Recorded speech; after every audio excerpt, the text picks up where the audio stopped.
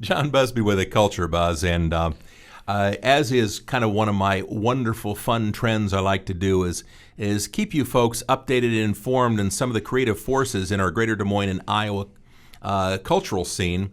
And one of those is an artist we've talked to before, filmmaker, composer.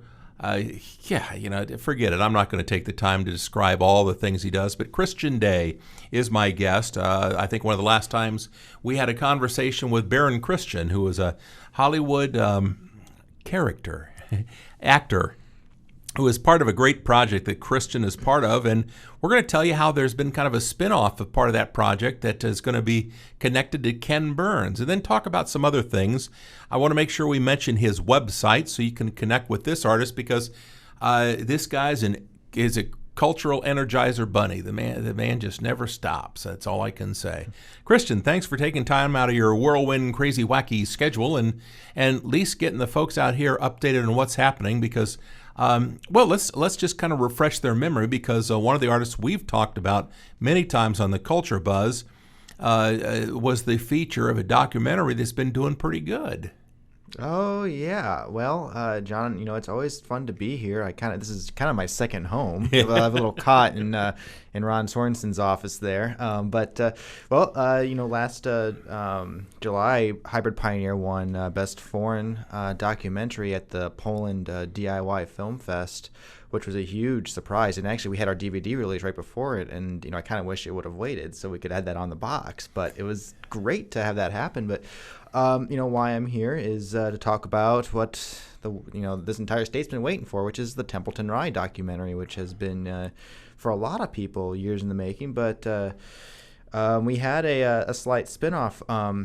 IPTV approached me wanting to air it, and when they approached me, I knew we wouldn't be done yet, and this project's a big project. We do everything from just standard interviews to visit locations to reenactments, and they said Ken Burns' new film Prohibition's coming out in October, and I just kind of sat there quietly like, what do we do? We're not going to be done in time. What can we do to make this? And I said, well, what if I cut you guys a 30-minute special exclusively for PBS that will cover the Prohibition era and kind of give audiences a taste of what's to come with the main film, which is called Capone's Whiskey, The Story of Templeton Rye. And they said that they looked at me and they said, that'd be fantastic. And so we cut a 30-minute PBS special called Templeton Rye, Iowa's Good Stuff. And it covers the Prohibition era. Some of the people that were there firsthand. One of our guests on there was a 90-year-old man who was a kid running around. And there's good stuff in there. There's stuff that's in this that's not going to be in the film, in the final film.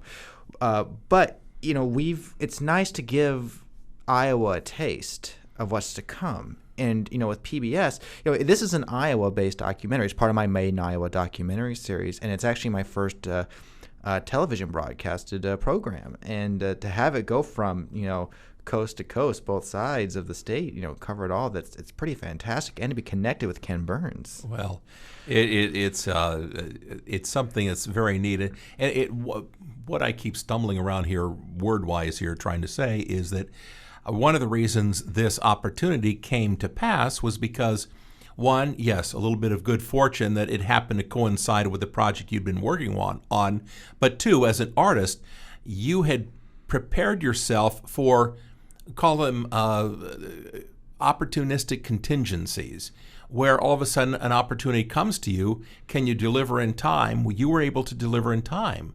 There are too many people as artists out there that say, I'll wait until something good comes along and then I'll prepare for it. No, you prepare, not knowing what may come down the road. And then when an opportunity does present itself, like the PBS, it's going to be a little extra work on my part, but I can deliver. The way you said that was actually brought to mind. Baron Kristian used to tell me when I was in college, and he said, there's always boogeymen in the bushes. You never know what's about to happen. And are you ready to handle it? And it can either be negative or it can be something very positive. And sometimes the positives can catch you so off guard. And you're right. Are you ready to do it? And to create two products out of what was just going to be one. It's fantastic. I didn't think I was going to have a televised program, at this stage in the game. I thought I would still be playing the festival circuit and, showing our films in bars and coffee shops and whatever art house theaters. No. And all of a sudden, See, there's a difference between you and a lot of other artists. As you are going through your creative process about many things, there is a long-range goal that what you're creating is a creative product, and that eventually you will find an application and a market for that creative product. A lot of artists don't think in those terms. They think in terms of self-indulgence, then it'll go on a shelf, and they don't think beyond, well, I completed that, I'll go. It's kind of like dog and squirrel. Squirrel, huh? I don't see no squirrel. So it's out of mind real fast. Yeah, exactly. And, this also, being able to make two separate products, there's things I'm going to do in this one that, maybe I wanted to do in the other one. I can actually play around with different things. And even the music is different in this one. I actually ended up recording an entire album with this guy, Brad Morgan from Manning, Iowa, recorded the theme song for it. And, he came down to my place one day. We hooked up the Pro Tools rig and recorded it. And this is all this is very unique for this version of it. And, people are excited. There's a lot of people who have never, from that area, especially because the story's never properly been told. Yeah, exactly. That are now getting this moment to say this. And, Carroll County is very excited. I just had a story written about me in the West Side Observer, which covers Arcadia, Vale, and then Doug Burns just did an interview with me about it from the Carroll newspaper. They're very, very excited.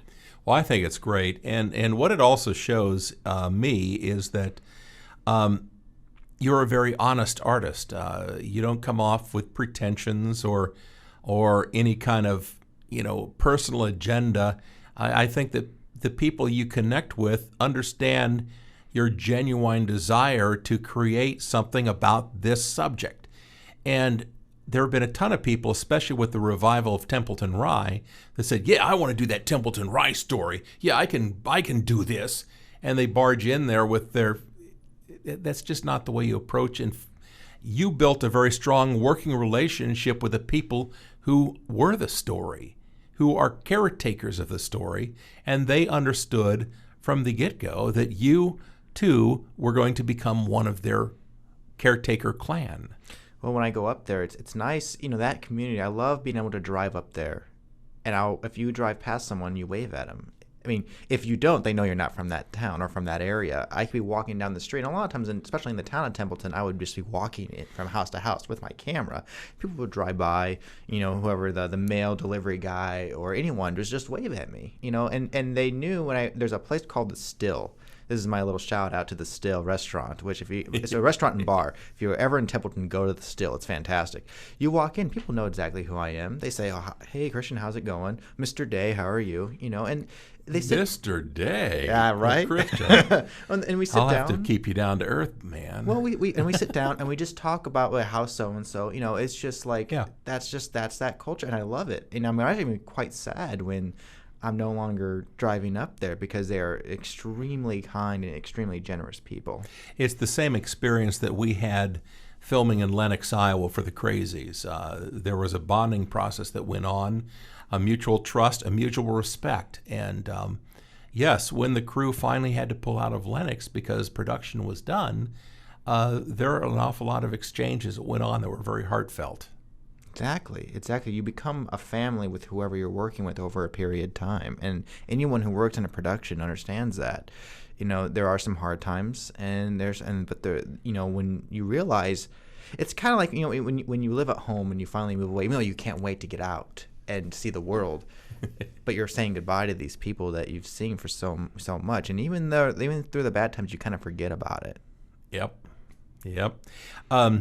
Kristian, here we've wandered off track a little bit because I told you before we started sharing our conversation we needed to share your website, and so we must do so. Now, for those of you who know, Kristian is spelled with a K, so KristianDay.com is the website, KristianDay.com. You can find a lot of stuff that's going on there, dates, updates, projects he's working on, projects he's worked on. If you want to connect with him because you've got a wild idea for a project you want to get him engaged in, such as the Brent Housengay documentary, Hybrid Pioneer, well, do so. That's what my job is, to make sure I can help be a cultural yenta and help make good matches. That would be you listening to me out there to Kristian Day, okay, and vice versa.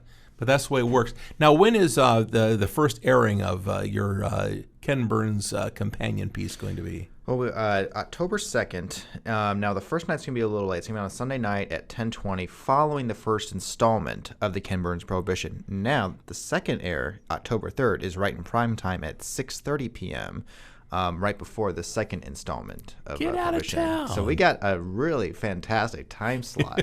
I'm sure that there's going to be some great news around 6:30, but you could turn to Iowa Public Television and on their main HD station and check out Templeton Rye, Iowa's good stuff.